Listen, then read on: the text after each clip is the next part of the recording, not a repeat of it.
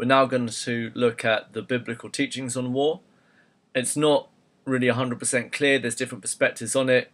You've obviously got all your acronyms that you can use to demonstrate reasons why war could be seen as wrong or right. But let's look at different other teachings that said there.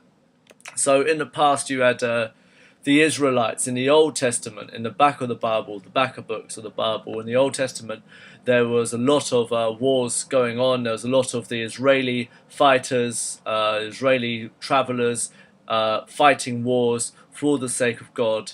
And this was seen as a good thing to do. So, the classic quote is a really easy one to remember from the book of Joel, Joel, prepare for war, rouse warriors. So that shows that war was something that was expected by God. That was a demand from God to prepare for war, to be ready for that sort of action.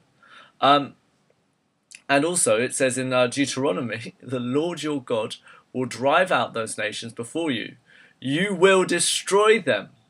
It says that in Deuteronomy. The Lord our God will drive out those nations before you, and you will destroy them.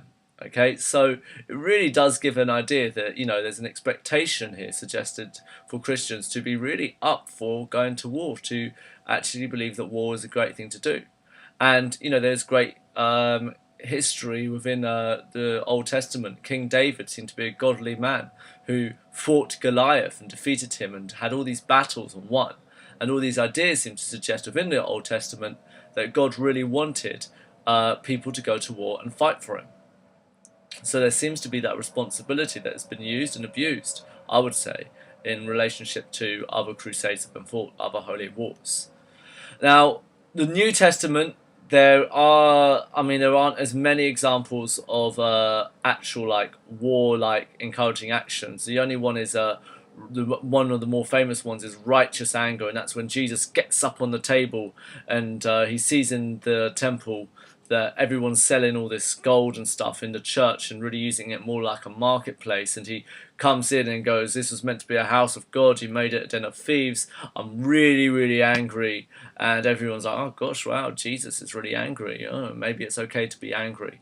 And that's what's called righteous anger, the idea of being angry for the right reasons. That seemed to be a legitimate thing to do, to be angry for the right reasons. And that's really that concept of that's been used to justify some wars or justify aggressive actions from Christians in the past.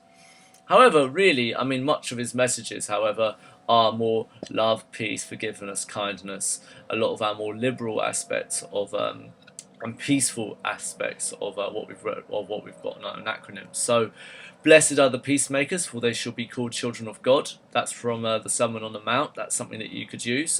Very good for peace or pacifism. If someone strikes you on the right cheek, turn the other cheek. Go, all right, go and hit me here as well. It's all right. I don't really mind, because it's about being pacifist, non-violent action, not responding to violence with violence. That kind of idea. Love your enemies and pray for those who persecute you.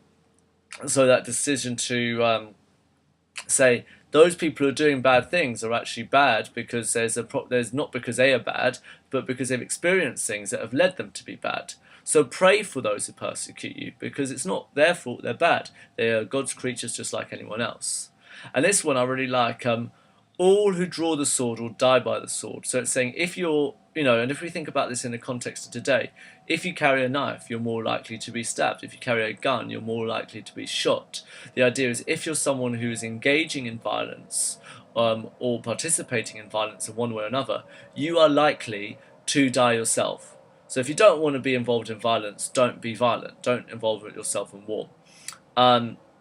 The context of that story is actually Jesus is in this is just before Jesus gets arrested, and the guards come up. He's with his disciples, and one of the guards has a sword, and one of his apostles goes in to get in the way and go, hey, whoa, what do you think you're doing? This is our mate Jesus. You're not going to get him. What do you think you're doing? And Jesus goes, no.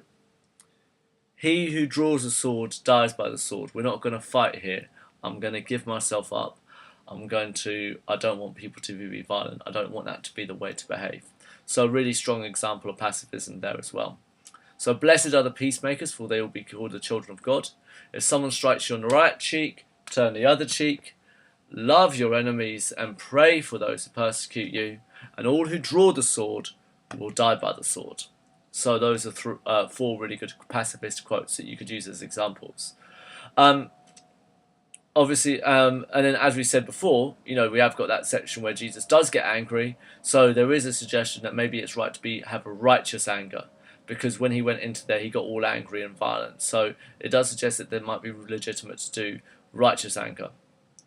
That's a key point. Counter argument to that: was he actually harming anyone? Was he actually doing any violence? No, he was just expressing anger and disagreement. You could almost call it non-violent action, because he's choosing not to actually hurt anyone. He's just protesting against what's happened.